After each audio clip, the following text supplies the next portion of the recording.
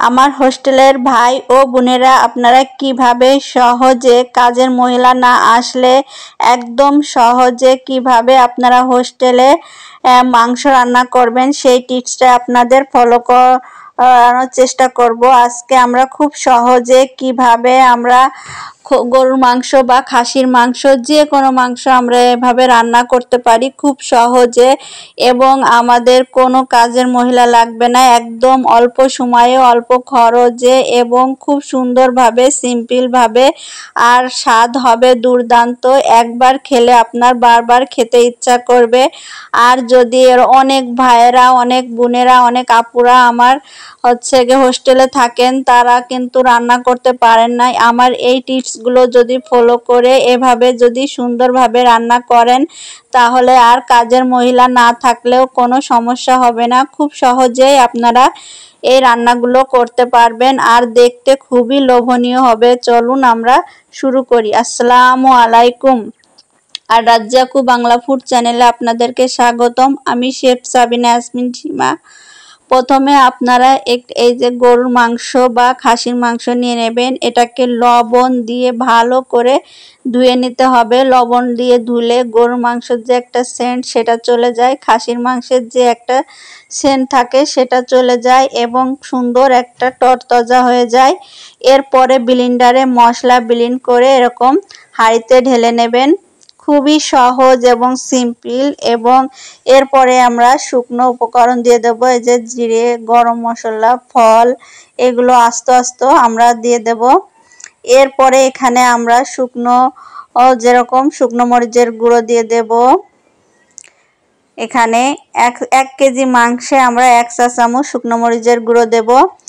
আর 2 KG মাংসে আমরা 2 চা চামচ শুকনো মরিচের গুঁড়ো দেব।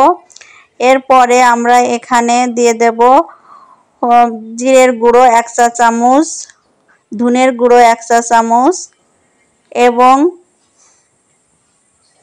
গরম মশলার গুঁড়ো 1 চা চামচ। এরপরে আমরা লবণ দিয়ে দেব 1 চা চামচ। 1 কেজি মাংসের জন্য 1 চা চামচ লবণ দেব। এরপরে আমরা এখানে হলুদ দিয়ে দেব 1 চা চামচ। 1 কেজি মাংসের জন্য 1 চা চামচ হলুদ দিয়ে দেব। দিয়ে এটাকে ভালো করে আমরা কষিয়ে নেব। একদম পারফেক্ট করে কষাতে হবে। কষানোটা যত সুন্দর হবে তত কিন্তু মশলাটা সুন্দর স্বাদ আসবে, এজন্য ভালো করে আমরা এটাকে কষিয়ে নেব। এবার এটাকে দেখুন এরকম কষিয়ে, যেহেতু আমরা ব্লেন্ডারে মশলাটা করছি এজন্য ব্লেন্ডারে করলে কিন্তু একটু পানি থাকে, এজন্য পানিটাকে ভালো করে আমরা শুকিয়ে নেব। আর এখানে তেলের পারে এই যে দিয়েছি, এবার পানিটা ভালো করে শুকায়ে যখন তেল বের হয়ে আসবে তখন আমরা মাংস দেব। এই যে দেখুন তেলটা বের হয়ে আসছে একদম। আর এই যে একদম মশলাটা কষে গেছে খুবই সুন্দরভাবে, পারফেক্টভাবে মশলাটা কষে গিয়েছে। এবার এই মশলার ভিতরে আমরা সুন্দর করে আরেকটু কষিয়ে নেব। মশলাটা যত সুন্দর কষানো হবে তত কিন্তু টেস্টটা দ্বিগুণ বেড়ে যাবে।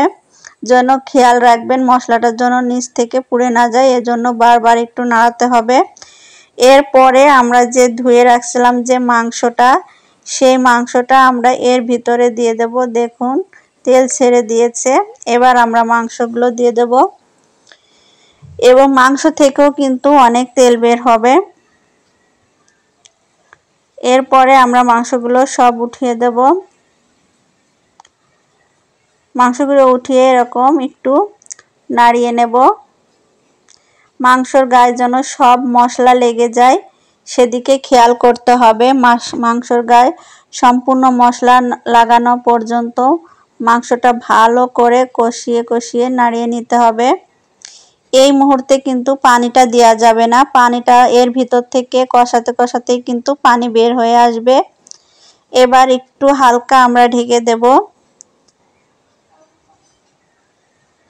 একটু ঢেকে দিলে হবে কি এটার ভিতর থেকে পানি বের হবে আস্তে আস্তে। এই যে এরকম আমরা ঢেকে দেব। ঢেকে দেওয়ার কারণে আর কিন্তু এখান থেকে পানি বের হবে। এই যে দেখতে পাচ্ছেন, এই যে পানি বের হয়েছে মাংস থেকে। এই মাংসর পানিটা বের দিয়েই আমরা মাংসটাকে সুন্দরভাবে কষিয়ে নেব। একদম পারফেক্টভাবে এই মাংসটা কষিয়ে নেব এই পানিতেই। যখন এই পানিতে মাংসটা সুন্দরভাবে কষানো হয়ে যাবে, তখন একটু যাতে লেগে না যায় বারবার একটু নেড়ে দিতে হবে। এরপরে আমরা একটু আলু দিয়ে দেব। কিছু আলু এরকম 2 পিস করে করে কেটে আমরা দিয়ে দেব। 2 পিস 4 পিস করে করে কেটে আমরা আলুগুলো দিয়ে দেব। কারণ ম্যাচে সাধারণত 2 পিস আলু 2 পিস মাংস দেওয়া হয়। এভাবে আমরা যদি দিই তাহলেই কিন্তু হয়ে যাবে। একদম খুব সহজে কিভাবে আমরা মাংস রান্না করব মেসে, আপু এবং আমার বন্ধুরা, বান্ধবীরা, আপুরা, ভাইয়ারা কিভাবে আপনারা মেসে অনেক কষ্ট হয় আমি জানি। অনেক সময় দেখা যাচ্ছে বুয়া আসে না, অনেক সময় দেখা যাচ্ছে যারা রান্না করে তারা আসে না, অসুস্থ থাকে, তখন কিন্তু অনেক সমস্যায় পড়ে যায়। এখন আমরা একটু পানি দিয়ে দিলাম, দিয়ে এটাকে আরও আমরা 5 মিনিট মতো রান্না করে নিয়েছি। এই যে দেখুন কত সুন্দরভাবে রান্নাটা হয়ে গেল। এখন যদি মেসে অনেক সময় আমরা ঝোল রাখি, আপনারা রাখতে পারেন। আর যদি মনে করেন আমরা অল্প কেউ আছি তাহলে ভুনা ভুনা করে নেবেন। এই যে দেখুন আমার রেডি হয়ে গেল, খুব সুন্দর। ভালো লাগলে সাবস্ক্রাইব করে পাশে থাকুন।